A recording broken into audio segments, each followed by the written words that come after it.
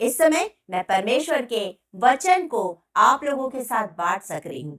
उस पर मैं और आप हम मिलकर मनन करेंगे और देखेंगे आज हमारे जीवन से परमेश्वर क्या चाहता है। हमें उसे देखना है और अपने जीवन को जांचना है। यदि हमारी जिंदगी में कोई कमी है तो हमें परमेश्वर से दुआ करनी है, खुदा इस कमी को तू दूर कर दे, तो मुझे अपने योग्य बना ले, अपने भवन का उपयोगी पात्र बना ले और मेरा उपयोग कर। हम इसमें दुआ भी करेंगे परमेश्वर से। परमेश्वर महान है, हमारी प्रार्थनाओं को सुनता है। उसने उद्धारकर्ता यीशु मसीह को भेजा कि उसके कोड़े खाने से हम चंगे हो जाए। आज हम बीमारों के लिए प्रार्थना करेंगे कि वो चंगाई को पाए, क्योंकि यीशु मसीह ने चंगाई को दे दिया है। उसे मुझे और आपको रिसीव करने की आवश्यकता। आप अपनी चंगाई को आज रिसीव कीजिए, क्योंकि वो चंगा करने वाला परमेश्वर है, वो हमारा भला पिता है। इस समय हम अपनी आंखों को बंद करेंगे और आज परमेश्वर हमसे क्या बात करना चाह रहा है, इस विषय पर मनन करने के लिए उस पवित्र आत्मा की सामर्थ को मांगेंगे। अपनी आंखों को बंद करेंगे। Thank you Lord, thank you Jesus. हो तेरे स्तुति और आराधना करता हूँ मैं तुझसे ये प्रार्थना, महिमा से तेरी तू इस जगह को भर, जो भी तू चाहे तू यहाँ पे कर। Hallelujah, hallelujah, hallelujah, hallelujah, hallelujah, hallelujah. Thank you Lord, thank you Jesus. हम आपका धन्यवाद धन्यवाद धन्यवाद करते हुए हमारे प्रिय लोगों के साथ, जीसस अनॉइंटिंग वर्शिप ग्रुप के साथ, सारे मेंबर्स के साथ, सारे फैमिलीज के साथ और जितने इस समय फेसबुक लाइव में जुड़े उन सबों के साथ, आने वाले दिनों में जो जुड़ेंगे उन सबों के साथ आपके चरणों के निकट आते हैं। खुदा आज के दिन के लिए, इस समय के लिए, सुंदर समय आपने हमें दिया, इसके लिए हम आपका धन्यवाद धन्यवाद धन्यवाद करते हैं। प्रार्थना करते हैं पिता परमेश्वर, आज के दिन में आपने हमारे लिए जो स्वर्गीय मन्ना रखा है उसको हम ले सके, ग्रहण कर सके। पवित्र आत्मा की सामर्थ से हर एक जन को भर दीजिए, हर एक के हृदय के द्वार को खोलिए कि आपके वचन का बीज वहां बोया जा सके। और दयालु पिता परमेश्वर, इस समय में मैं अपने आप को शून्य करती हूँ राजा, पवित्र आत्मा की सामर्थ से मुझे भर दीजिए। एक एक शब्द आपकी ओर से हो, एक भी शब्द मेरी ओर से ना हो। धन्यवाद के साथ ये प्रार्थना प्रभु यीशु मसीह के नाम से मांग लेते हैं, सुनिए और ग्रहण कीजिए। आमीन आमीन। आप मेरे साथ निकाल लीजिए भजन संहिता और उसका 92, साम्स 92 और उसके वर्स 12 से लेकर के 15 तक मैं आपके लिए पढ़ रही हूँ। यहाँ पर इस प्रकार लिखा है, धर्मी लोग खजूर के समान फूले फलेंगे और लाबानोन के देवदार के समान बढ़ते रहेंगे। वे यहोवा के भवन में रोपे जाकर हमारे परमेश्वर के आंगनों में फूले फलेंगे। वे पुराने होने पर भी फलते रहेंगे और रस भरे और लहलहाते रहेंगे, जिससे यह प्रकट हो कि यहोवा सच्चा है, वह मेरी चट्टान है और उसमें कुटिलता कुछ भी नहीं। हम परमेश्वर का धन्यवाद देते हैं इन वचनों के लिए। कितना खूबसूरत वचन है, जब भी इसे पढ़ते हैं सचमुच में इतना अच्छा लगता है कि हम जब परमेश्वर यीशु मसीह के लहू से हमें धोएगा, हमें शुद्ध करेगा, पवित्र करेगा, हमें धर्मी ठहराएगा, तो हम उसके आंगनों में जाकर हमेशा के लिए वास करेंगे। जैसे यहाँ पर लिखा है, वे यहोवा के भवन में रोपे जाकर हमारे परमेश्वर के आंगनों में फूले फलेंगे। वे यहोवा के भवन में रोपे जाकर, आप उस समय को सोच के देखिए, उस मंजर को याद करके देखिए कि वो समय कितना खूबसूरत होगा जब प्रभु यीशु मसीह बादलों पर आएंगे। और जब प्रभु यीशु मसीह बादलों पर आएंगे तो जो प्रभु में सो गए हैं, जिन्हें हम सांसारिक भाषा में कहते हैं कि मर गए हैं, वो प्रभु के लोग मरते नहीं परंतु सोते हैं। जो प्रभु में सो गए हैं वो पहले उठाए जाएंगे, फिर हम यदि जिंदा हैं तो हम भी उठा लिए जाएंगे और हमारी नाशवान देह बदल जाएगी अविनाशी में, और हम प्रभु यीशु मसीह के साथ हवा में बादलों पर मिलेंगे। और न सिर्फ हम, पर हमारे प्रियजन भी हमें वहां मिलेंगे और हम उसके साथ उस स्थान पर जाएंगे जो वो हमारे लिए तैयार करा, जैसा उसने हमसे कहा है। जब आप यूहन्ना रचित सुसमाचार और उसके 14th चैप्टर और उसके 1st वर्स से लेकर 3rd वर्स तक पढ़ेंगे तो आप उसमें पाएंगे कि वो मेरे और आपके लिए जगह तैयार कर रहा है, खूबसूरत घर बना रहा है और उस घर में मुझे और आपको रहना है। तो हम उसके आंगनों में फूले फलेंगे, रोपे जाएंगे, वास करेंगे, जैसा हमने अभी यहाँ पढ़ा। और आगे लिखा है हम परमेश्वर के आंगनों में फूले फलेंगे, वे पुराने होने पर भी फलते रहेंगे और रस भरे और लहलहाते रहेंगे। हम कितने भी पुराने हो जाए, हम फलते रहेंगे, लहलहाते रहेंगे, हम रस से भरे रहेंगे, क्योंकि प्रभु यीशु मसीह नाम का जो रस है वो हमारे अंदर है, उसका लहू हमारे अंदर बह रहा है। तो हम फलेंगे, फूलेंगे और आनंदित रहेंगे। एक खूबसूरत मंजर है, आप उसकी कल्पना करके देखिए कि कितना सुंदर है। और जब आप इसे पढ़ते हैं तो यहाँ पर वो क्या कहता है, धर्मी लोग खजूर के समान। आप तो खजूर को खाते हैं, कितना मीठा और कितना स्वादिष्ट होता है। और सबसे बड़ी बात, उसको खाकर हमें बल मिलता है, उसे खाकर बल मिलता है। वो रस से भरा हुआ होता है खजूर। और हमारे यहाँ तो जो खजूर आता है वो तो काफी सूख जाता है, लेकिन आप इजराइल देश में जाएंगे, वहां पर जो ताजा खजूर को आप तोड़ के खाएंगे वो इतना रस भरा और इतना मीठा होता है कि आप सोच भी नहीं सकते। तो हमारा परमेश्वर हमें वैसे ही बनाना चाहता है, वैसे ही मीठा, वैसे ही सुगंधित, वैसे ही रस भरा। तो हमारा परमेश्वर हमें बुला रहा। और इसके अलावा ना सिर्फ खजूर के बारे में लिखा है, पर इसमें और आगे लिखा है, लबनोन के देवदार के समान बढ़ते रहेंगे। लबनोन के देवदार के समान बढ़ते रहेंगे। परमेश्वर चाहता है कि, हालांकि दोनों में समानताएं हैं, दोनों में समानता है, दोनों पहाड़ी इजराइल के आसपास में ही होते हैं। अधिकतर खजूर का पेड़ वही होता है। आप याद कीजिए, जब प्रभु यीशु मसीह यरूशलेम में प्रवेश कर रहे थे तो खजूर की डालियां बिछाई जा रही थी, खजूर की डालियां बिछाई जा रही। इतना महत्वपूर्ण है खजूर। खजूर और लेबनान का जो देवदार है उनमें कुछ समानताएं पाई जाती हैं। आज हम इन बातों को देखेंगे कि एक मसीही का जीवन कैसा होना चाहिए, क्यों खजूर और देवदार का यहाँ पर वर्णन है। कोई कारण है।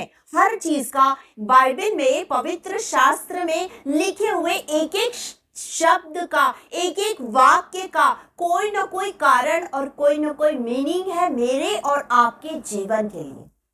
आज यहाँ पर हम देख रहे हैं खजूर के पेड़ के बारे में। उसका भी कुछ कारण है, तभी तो परमेश्वर ने उस खजूर के पेड़ को वहां पे रखा हुआ है। कुछ कारण है, तभी तो लेबनान के देवदार का वर्णन आ रहा है।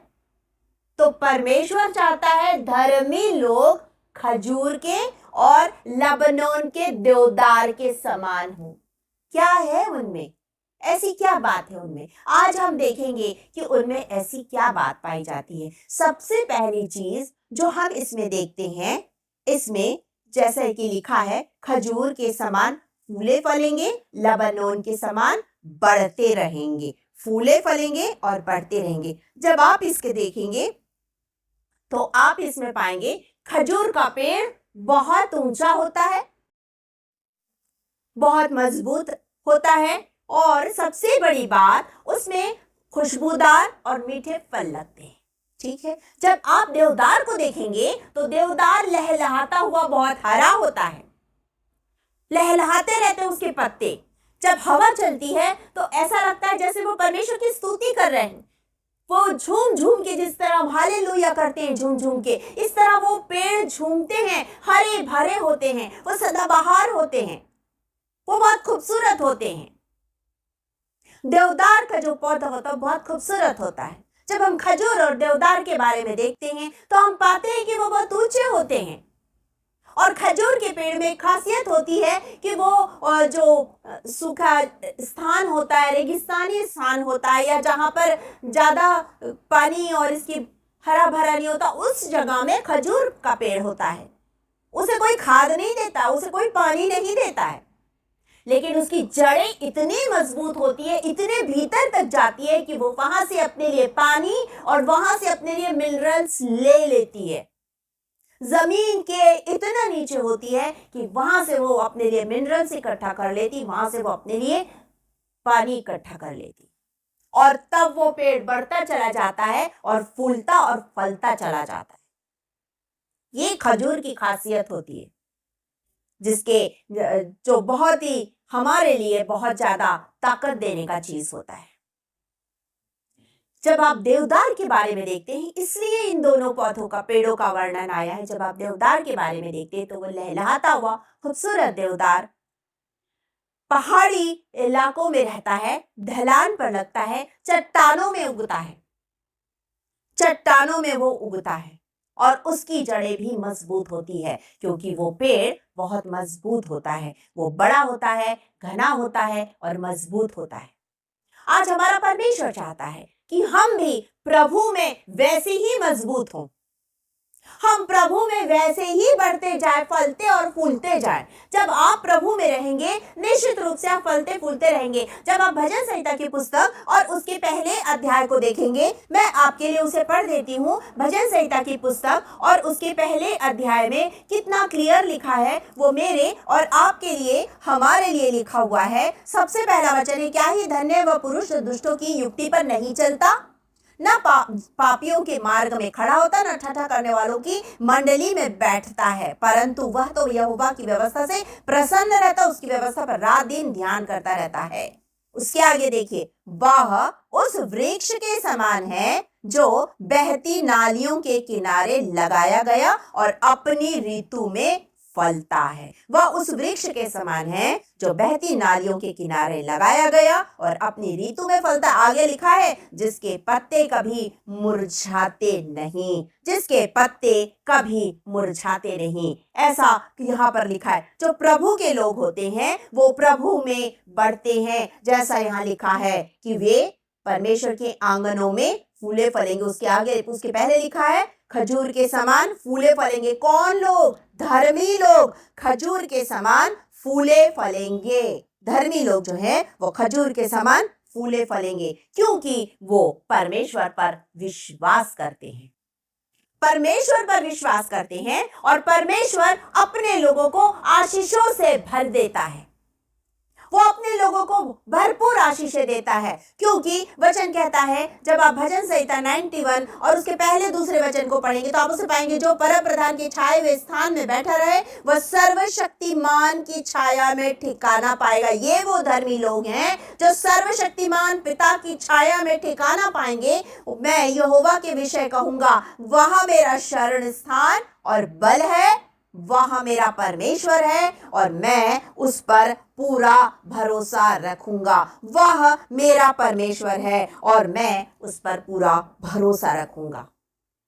तो जो धर्मी लोग होते हैं, जो परमेश्वर के लोग होते हैं, जो परमेश्वर के चुने हुए लोग होते हैं, जो परमेश्वर द्वारा बुलाए हुए लोग होते हैं, जिन्हें परमेश्वर अपनी प्रजा बनाता है, जिसे परमेश्वर अपना वारिस बनाता है, जो परमेश्वर के वंश कहलाते हैं, राजपदधारी याजकों का समाज होते हैं, वे लोग परमेश्वर के परम प्रधान की छाया में ठिकाना पाए हुए लोग, वे परमेश्वर में फूले फलेंगे, क्योंकि उनका आधार, उनका सब कुछ प्रभु यीशु मसीह परमेश्वर है। उस पर विश्वास करने वाले प्रभु में बढ़ेंगे, प्रभु में बढ़ेंगे। वो उनके तंबुओं को चारों ओर फैलाएगा, ऊपर नीचे आगे पीछे सब तरफ से वो उनके तंबुओं को फैलाएगा। आपको याबेस की दुआ याद होगी।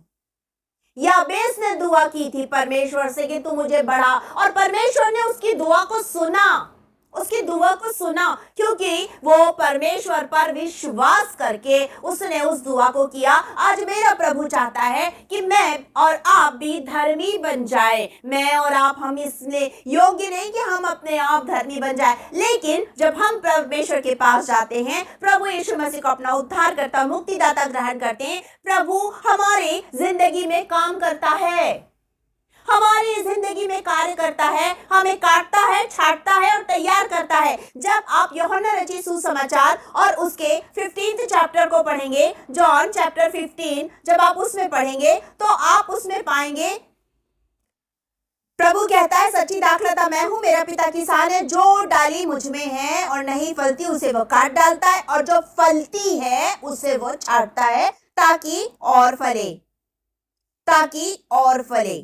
आगे लिखा है 4 में, तुम मुझ में बने रहो और मैं तुम में, जैसे डाली यदि दाखलता में बनी न रहे तो अपने आप नहीं फल सकती। मैं और आप अपने आप धर्मी नहीं बन सकते। मुझे और आपको धर्मी हमारा प्रभु बनाता है, हमारा यीशु बनाता है। जब हम प्रभु में बने रहते हैं, वो हमें धर्मी ठहराता है, वो हमें करता है। तो परमेश्वर चाहता है कि हम प्रभु में बने रहें, हम प्रभु में फूले फले और बढ़ जाए, वैसे ही जैसे खजूर और देवदार के बारे में हम यहाँ पर पढ़ रहे हैं। जैसे अभी हमने खजूर और देवदार के बारे में यहाँ पर पढ़ा कि लबानोन के देवदार के समान बढ़ते रहेंगे, लबानोन के देवदार के समान बढ़ते रहेंगे। एक विश्वासी का जीवन, एक विश्वासी का जीवन प्रभु में होता है। उसकी सुबह, उसकी रात सिर्फ और सिर्फ प्रभु से होती है। वो प्रभु के बिना नहीं है, वो सिर्फ और सिर्फ प्रभु, उसके जीवन से यीशु मसीह दिखता है।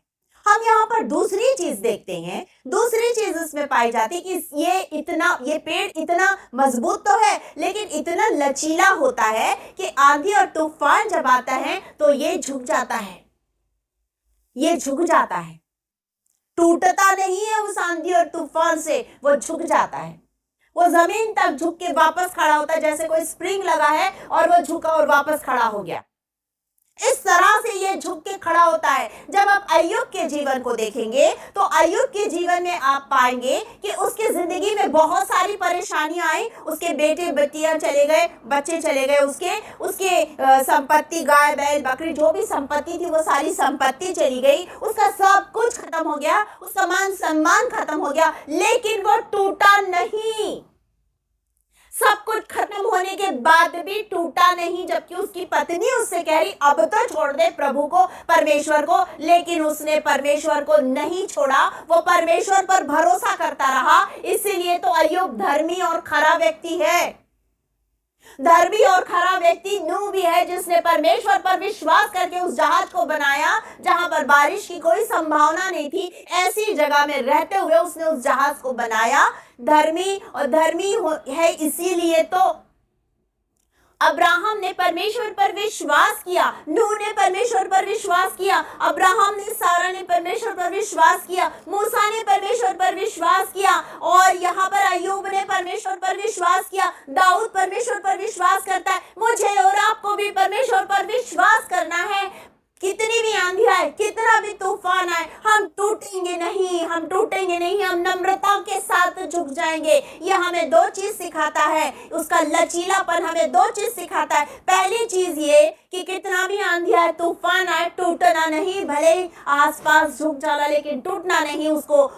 उसको निकल जाने दो आंधी और तूफान को, क्योंकि तुम्हारा प्रभु परमेश्वर तुम्हारे साथ है। उसने सहायक के रूप में पवित्र आत्मा दिया है और वो तुम्हारे साथ है, इसलिए टूटना नहीं है। तुम टूटोगे नहीं, क्योंकि तुम्हें वो थाम के रखेगा। दूसरी चीज हम यहाँ पर सीखते हैं, नम्रता। जब इंसान झुकता है तो वो नम्र होता है। नम्र लोग ही झुकना जानते हैं, नम्र लोग ही झुकना जानते। घमंडी कभी नहीं झुकते हैं, घमंडी घमंड से भरे रहते हैं। आप याद कीजिए, दो व्यक्ति प्रेयर कर रहे थे परमेश्वर के भवन के बाहर। एक जो था वो चिल्ला चिल्ला के कह रहा था, क्योंकि वो बड़ा ज्ञानी फरीसी था, वो चिल्ला चिल्ला के प्रार्थना कर रहा था कि मैं इसके समान नहीं हूं, मैं ये करता हूं, मैं तेरे नियम को मानता हूं, मैं फलाना।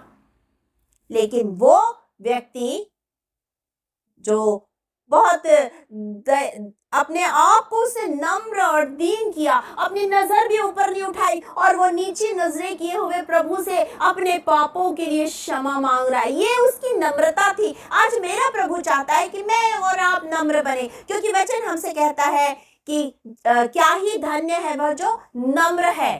मुझे और आपको नम्र होना है, मुझे और आपको नम्र होना है, तभी हम उसके राज्य के अधिकारी वारिस हो सकते हैं। हमारे अंदर वो नम्रता होनी है। प्रभु यीशु मसीह मेरे और आपके लिए नम्र बना, वो नम्र बना और उसने मुझे और आपको नम्रता सिखाई। और आज इन पेड़ों के द्वारा हमारा परमेश्वर आज आपसे बात कर रहा है कि घमंड से चढ़ी आंखों से वो नफरत करता है। तो आज से, अभी से, इसी समय से अपने आप को प्रभु के हाथ में सौंप दो और नम्रता ओढ़ो, नम्रता अपने अंदर में ओढ़ो, नम्र बन जाओ, दीन बन जाओ। खाली बोलना काफी नहीं है कि बड़ी नम्रता और दीनता के साथ तेरे पास आते हैं। वाकई में नम्र और दीन बन के प्रभु के पास आइए, प्रभु आपकी प्रार्थना सुनेगा, क्योंकि यहाँ पर वो यही कह रहा है। वो झुक जाता है, तूफान आए, आंधी आए, वो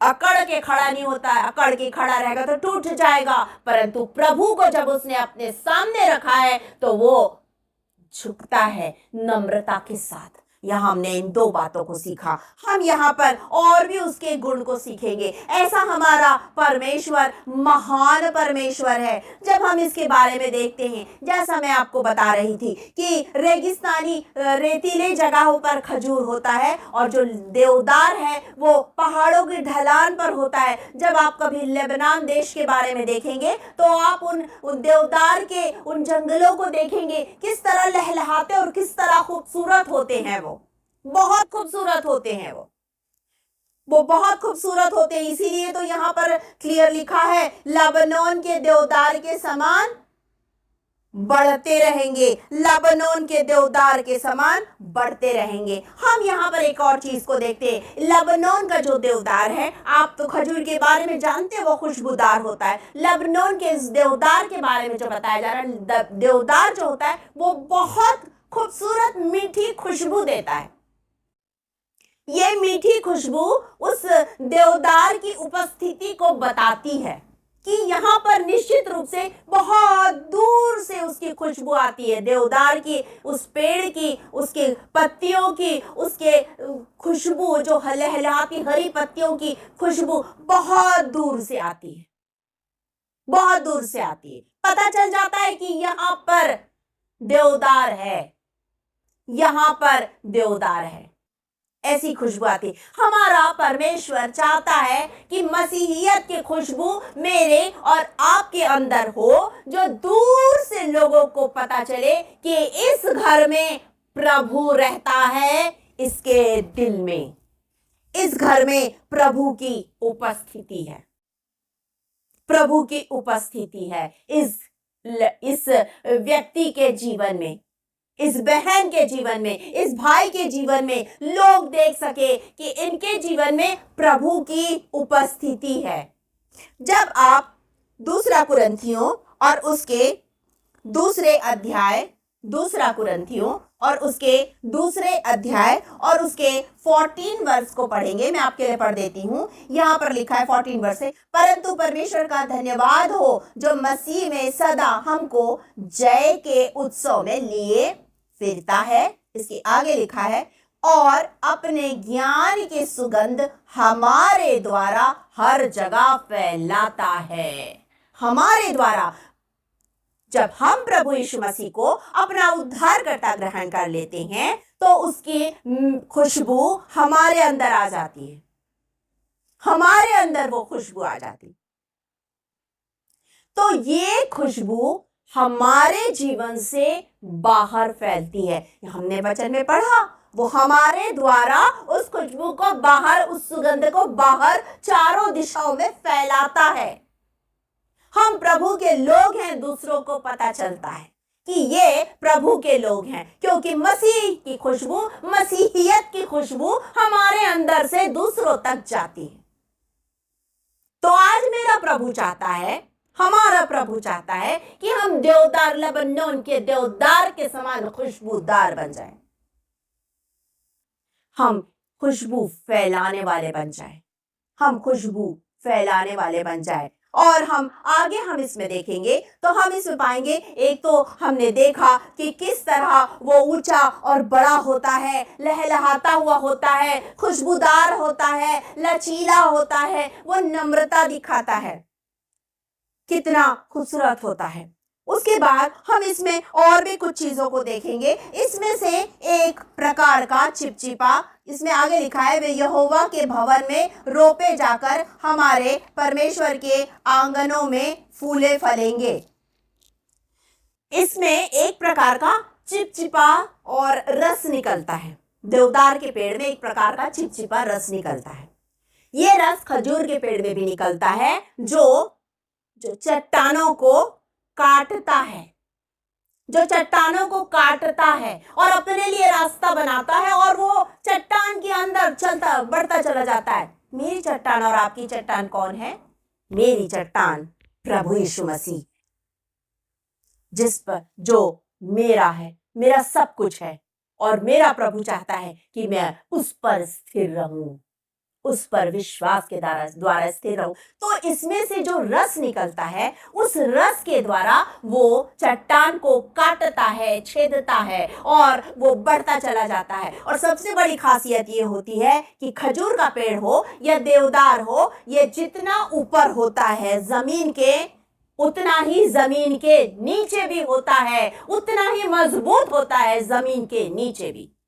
उसकी जड़ें मजबूत होती है, चट्टान को कस के पकड़ती है, उसकी जड़ें मजबूत होती हैं। मेरी और आपकी जड़ भी प्रभु में मजबूत होनी चाहिए। आज मेरा प्रभु चाहता है, आपका प्रभु चाहता है, हमारी जड़ें उसमें मजबूत हो, क्योंकि प्रभु यीशु मसीह मेरी और आपकी चट्टान है।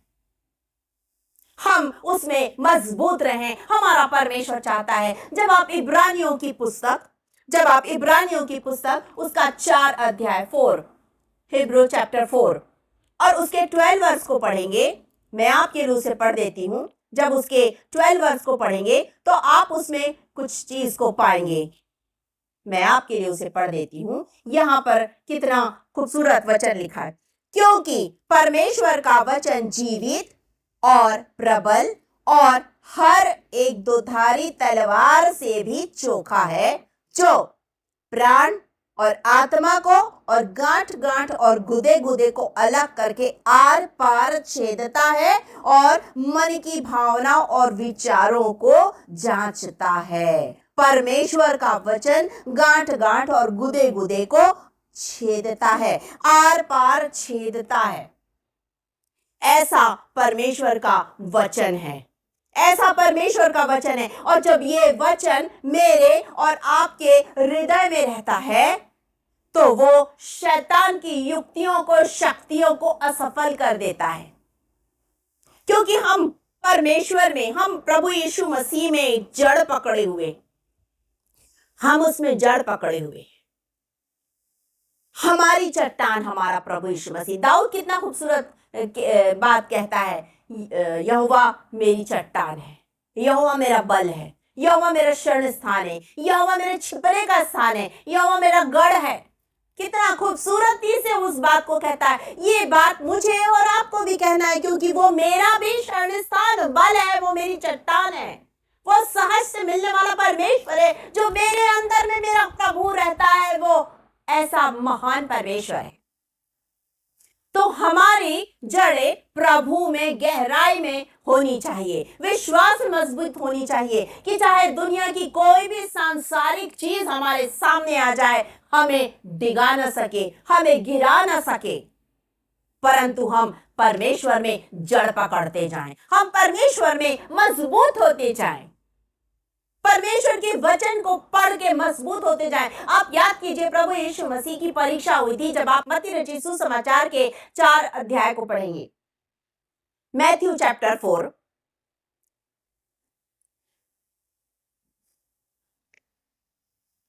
मैथ्यू चैप्टर 4 को जब आप पढ़ेंगे तो आप उसमें पाएंगे यीशु मसीह की परीक्षा, पहले वचन से लेकर 10 वचन तक। और यीशु मसीह ने परीक्षा जब हो रही थी, यीशु मसीह ने जवाब क्या दिया? परमेश्वर के वचन में से जवाब दिया। आज हमारा परमेश्वर चाहता है कि हम वचन को इतना पढ़ें, इतना ज्यादा उसको अपने अंदर में आत्मसात कर ले कि जब भी हमारी परीक्षा हो, हम उन वचनों के द्वारा शैतान का मुंह बंद कर सके। शैतान हारा हुआ है, आपका कुछ नहीं बिगाड़ पाएगा, लेकिन वो आपके स्वर्ग में जाने वाले मार्ग में बाधा डालेगा। और आपको प्रभु में मजबूत होना है, आपको प्रभु में स्थिर होना है, उसी तरह जड़ पकड़ना है जैसे देवदार और खजूर जड़ पकड़ता है। सबसे बड़ी चीज जब हम इसे पढ़ते हैं तो हम इसमें पाते हैं, इसका उदाहरण परमेश्वर ने दिया है कि धर्मी लोग, मतलब कि मेरे और आपके लिए दिया है कि यदि हम परमेश्वर पर भरोसा करते हैं, यदि हम परमेश्वर में बने हुए हैं, यदि प्रभु यीशु मसीह मेरी और आपकी चट्टान है, तो हम फूलेंगे, फलेंगे और बढ़ते रहेंगे। हम फलेंगे, फूलेंगे, बढ़ते रहेंगे और यहाँ तक हम यहोवा के भवन में भी रोपे जाकर हमारे परमेश्वर के आंगनों में फूलेंगे और फलेंगे। ऐसा हमारा परमेश्वर चाहता है हमारी जिंदगी से। हम इसमें एक और अच्छी बात को देखते हैं जो हमारे जिंदगी के लिए है।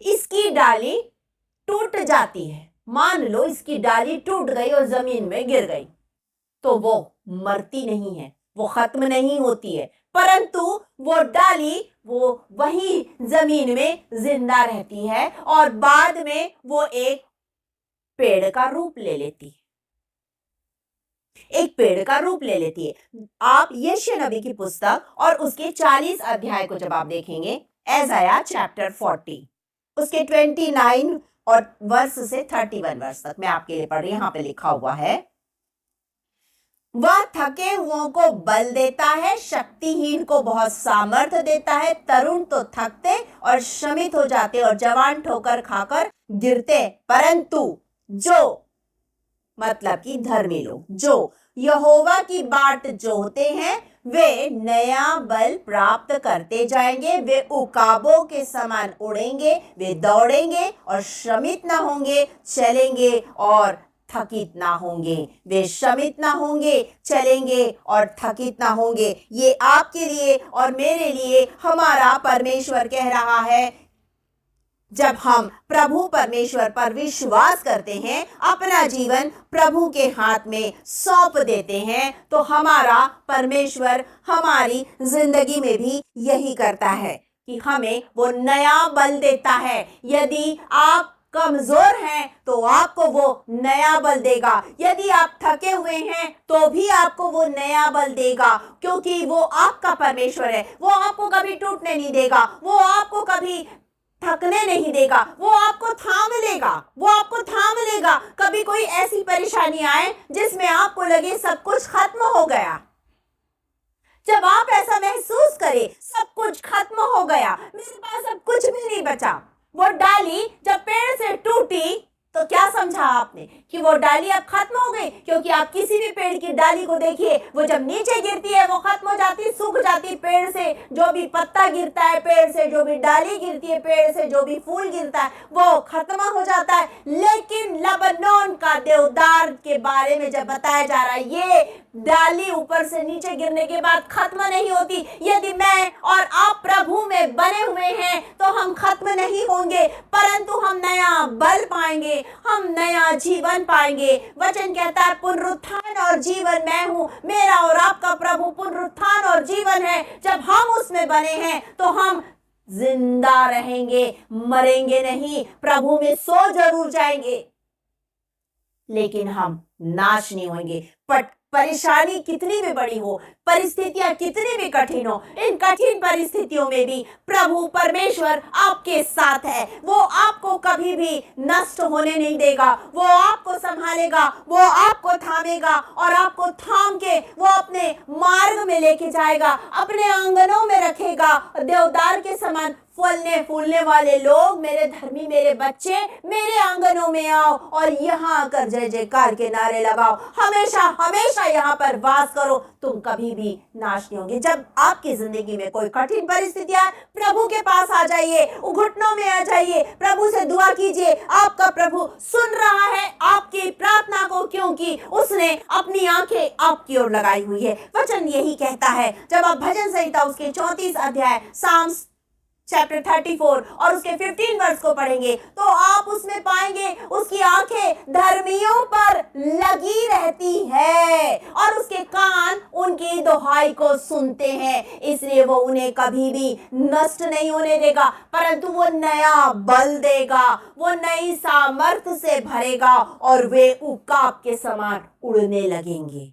नया बल परमेश्वर से पाकर उकाब के समान उड़ना चालू कर देंगे। ऐसा महान हमारा परमेश्वर है और वो चाहता है कि मैं और आप भी परमेश्वर पर विश्वास रखते हुए कठिन परिस्थितियों में भी स्थिर रहते हुए आगे बढ़ते चले जाएं। अपने इस जीवन पथ पर, इस सकरे रास्ते पर जो आखिरी में आपको स्वर्ग की ओर ले जाने वाला है, जिसमें आपका अगुआ आपका प्रभु है, उस रास्ते पर आप चलते चले जाइए। परिस्थितियां जरूर कठिन आएगी लेकिन आप कभी गिरेंगे नहीं, क्योंकि प्रभु आपको थाम लेगा, प्रभु आपको संभाल लेगा, इसलिए आप गिरेंगे नहीं। और सबसे बड़ी बात, सबसे एक और बात है कि इसकी जो लकड़ियां होती है ये बहुत मजबूत होती है, इसकी लकड़ियां बहुत मजबूत होती है और सबसे बड़ी बात यह है कि ये मजबूत लकड़ियां कभी खराब नहीं होती। इसका जो फर्नीचर या कुछ भी बनता है वो खराब नहीं होता है। घरों में लकड़ियों के फर्नीचरों में कीड़े लग जाते हैं, लेकिन इसमें कभी भी कीड़े नहीं लगते, इसे कीड़े खराब नहीं करते। यदि आप प्रभु में हैं तो शैतान आपको खराब नहीं कर सकता है। आप प्रभु में बने रहेंगे, आप प्रभु में बने रहेंगे, वो आपकी जिंदगी को खराब नहीं कर सकता है। ये अधिकार उसे किसी ने नहीं दिया कि आपकी जिंदगी को वो खराब करे। जब आप प्रभु में हैं, आप प्रभु में बने रहेंगे और शैतान आपको कुछ नहीं कर सकता है। शैतान तो कुचला हुआ है यीशु मसीह के पैरों तले, वो कुचला हुआ है, वो आपको कुछ नहीं कर सकता है। आप प्रभु में स्थिर रहिए, मजबूत रहिए, इसी के तरह जैसे ये देवदार मजबूत है। और एक और खास बात इसमें यह है कि इसकी लकड़ियों से ही परमेश्वर के भवन को सुलेमान ने बनाया था। सुलेमान ने जब परमेश्वर का भवन बनाया तो इसी देवदार की लकड़ियों का उसने उपयोग किया था। ये मैं नहीं कहती, वचन में लिखा है कि उसने देवदार की लकड़ियों का पूरा उपयोग किया उस भवन को बनाने में। वो परमेश्वर का भवन खुशबूदार भवन था, वो उसकी सुगंध चारों ओर फैलती थी लकड़ियों के कारण कि यहाँ पर देवदार की लकड़ियों से ये बना है। पहला राजा और उसके 5वें अध्याय और उसके 8 वचन और 10 वचन को पढ़ेंगे तो आप उसमें पाएंगे कि वो हीराम से कहता है, हीराम नाम के उससे कहता है कि मैं ये परमेश्वर का भवन बना रहा हूँ, मेरे पिता ने स्वप्न देखा था। और उसके बाद उसने कहा कि मैं अपने यहाँ की देवदारों की लकड़ी और सनोवर की लकड़ी को परमेश्वर के भवन को बनाने में भेजूंगा, और उसने भेजा और परमेश्वर का भवन बना। आज परमेश्वर चाहता है कि उसके उस भवन में जिन लकड़ियों का उपयोग किया जाना है वो मैं और आप उसके मजबूत खंबे और नींव बन जाए। आज हमारा परमेश्वर चाहता है कि हम उसके राज्य के मजबूत खंबे और नींव बन जाए और एक खूबसूरत भवन बन जाए। आज परमेश्वर आपको बुला रहा है, आपसे कह रहा है कि इस लबनोन के देवदार के समान बन जाओ मेरे बेटे मेरी बेटियों, खजूर के समान बन जाओ मेरे बेटियों, मेरे बेटे मेरी बेटियों, और मेरे पास आ जाओ। मैं तुम्हें ये आशीष देने वाला हूं। कौन सी आशीष? कि वे यहोवा के भवन में रोपे जाकर हमारे परमेश्वर के आंगनों में फूले फलेंगे। ये आशीष है कि जब आप इस संसार से उठेंगे तो परमेश्वर के पास में उसके आंगनों में जय जयकार के नारे लगाएंगे। आगे लिखा है वे पुराने होने पर भी फलते रहेंगे, रस भरे और लहलहाते रहेंगे, जिससे प्रकट हो कि यहोवा सच्चा है, वह मेरी चट्टान है और उसमें कोई कुटिलता नहीं है। यहोवा परमेश्वर ने जो कहा है वो करेगा, मेरे और आपके जीवन में वो सब कुछ करेगा। आपको विश्वास करना है परमेश्वर पर, आपको विश्वास करना है उद्धारकर्ता प्रभु यीशु मसीह पर, आपको उसके पास आना है, क्योंकि वो सच्चा परमेश्वर है, वो जीवित परमेश्वर है, वो दयालु परमेश्वर है, वो अनुग्रह करने वाला परमेश्वर है, वो आपके लिए और मेरे लिए जगह तैयार करने वाला परमेश्वर, कि जहां वो रहे वहां मैं और आप रहे। ये तभी संभव है जब हम उसमें मजबूत रहेंगे, उसमें स्थिर रहेंगे, उस पर विश्वास करेंगे और उसी में हम बढ़ते जाएंगे, उसी में हम बढ़ते जाएंगे।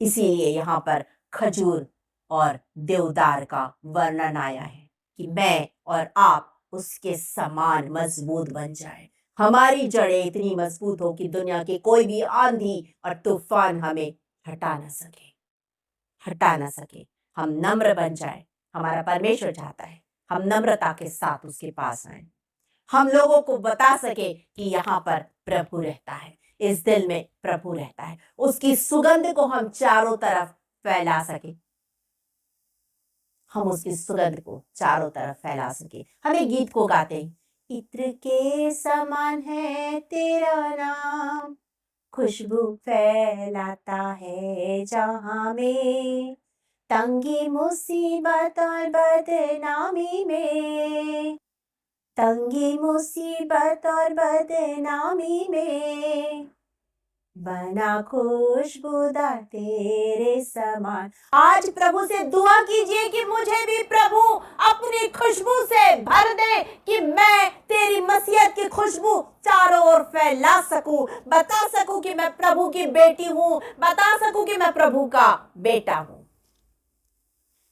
प्रार्थना करेंगे कि अपने आप को हम प्रभु के हाथ में सौंपेंगे और कहेंगे, प्रभु मेरे दिल में आ, मेरे जीवन में आ और मुझे अपनी खुशबू से भर दे, मुझे अपनी उपस्थिति से भर दे, मुझे लबनान के देवदार के समान बना दे, मुझे खजूर के समान बना दे जो तेरे आंगनों में रोपे जाने वाले हैं, मैं उसके समान बन जाऊं। वैसे मुझे तू धर्मी बना दे, मैं तो अधर्मी हूं, मैं तो पापी हूं, मैं अपना जीवन तुझे देता हूं, मुझे तू धो दे, शुद्ध कर दे, पवित्र कर दे और अपने कार्यों के लिए इस्तेमाल में ले आ। प्रभु दुआ करेंगे, आज हम अभी दुआ करेंगे, परमेश्वर के चरणों के पास अपने आप को सौंपेंगे और परमेश्वर से कहेंगे, प्रभु मेरी जिंदगी में आ, प्रभु मेरे जीवन में आ और मेरे जीवन में आकर काम कर। प्रभु मैं अपना जीवन तुझे देता हूं, मैं अपना जीवन तुझे देती हूं। प्रभु आपका इंतजार कर रहा है भाइयों, प्रभु आपका इंतजार कर रहा है बहनों। यदि आप बीमार हैं, आप चाहते हैं कि आपके लिए प्रार्थना की जाए, तो अपने आप को प्रभु के हाथ में दीजिए, क्योंकि उसने चंगाई रख दी है, उसे आप रिसीव कीजिए, रिसीव कीजिए, रिसीव कीजिए, रिसीव कीजिए उस चंगाई को। प्रभु आपको अभी इसी समय चंगाई दे रहा है, चंगाई दे रहा है, रिसीव कीजिए उस चंगाई को। बोलिए, प्रभु तुझ में मैं चंगाई को ग्रहण करता हूं। Hallelujah, hallelujah. अपने आप को प्रभु के हाथ में सौंप दीजिए। यदि आप कर्ज के बोझ के नीचे दबे हैं, आज आपके बोझ को लेने के लिए प्रभु आया है, अपना बोझ उसे दे दीजिए, अपना बोझ उसे दे दीजिए। बोलिए, प्रभु इसको मैं नहीं उठा सकता, ओ खुदा तू उठा ले, इस बोझ को तू मेरी जिंदगी से निकाल ले। बोलिए प्रभु से, इस बोझ को तू मेरी जिंदगी से निकाल ले। यदि आप किसी और परेशानी में हैं, अपनी उस परेशानी को परमेश्वर पिता के पास ले आइए, प्रभु के साथ शेयर कीजिए। आपकी कठिन परिस्थितियों से आपको वो निकालेगा, आपकी परेशानियों से आपको वो निकालेगा। उस पर विश्वास करके उसके पास आ जाइए, अपना जीवन उसे दे दीजिए। आज भी यदि आप पाप में डूबे हैं, उससे कहिए, खुदा, ओ खुदा राजा, प्रभु यीशु मसीह के लहू से मुझे धो दे, प्रभु यीशु मसीह के लहू से मुझे धो दे। वो आपका इंतजार कर रहा है, वो आपका इंतजार कर रहा है। उसके पास आ जाइए, अपना जीवन उसे दे दीजिए, अपना जीवन उसके हाथों में सौंप दीजिए। Hallelujah, hallelujah, hallelujah, hallelujah, hallelujah, hallelujah, hallelujah. और राजाओं के राजा, प्रभुओं के प्रभु, सारी आशीषों को देने वाले दाता, सर्वशक्तिमान पिता परमेश्वर, इस समय हम अपने प्रिय भाइयों के साथ, अपने प्रिय बहनों के साथ आपके चरणों के निकट आते हैं। हम जीसस अनॉइंटिंग वर्शिप ग्रुप के एक एक सदस्य के साथ आपके चरणों के पास आते खुदा। और राजाओं के राजा जितने इस समय फेसबुक लाइव में जुड़े उन सब के लिए प्रार्थना करते हैं, एक एक जन के लिए प्रार्थना करते हैं। यदि वो कर्ज के बोझ के नीचे दबे हैं, यीशु के नाम से वो कर्ज के सारे बोझ उतरने पाए। और राजाओं के राजा यदि वो बीमार है, इसी समय आपके द्वारा दी गई चंगाई को रिसीव कर ले और चंगाई को पाकर अपने बिछौने से उठ के खड़े हो जाए खुदा। जो निसंतान है उन्हें संतान की आशीष दीजिए प्रभु। जो जॉबलेस है, उनके पास काम नहीं है, ओ महान परमेश्वर उनकी बेरोजगारी को दूर कीजिए, उन्हें रोजगार दीजिए, उनके लिए बेस्ट से बेस्ट प्लानिंग करके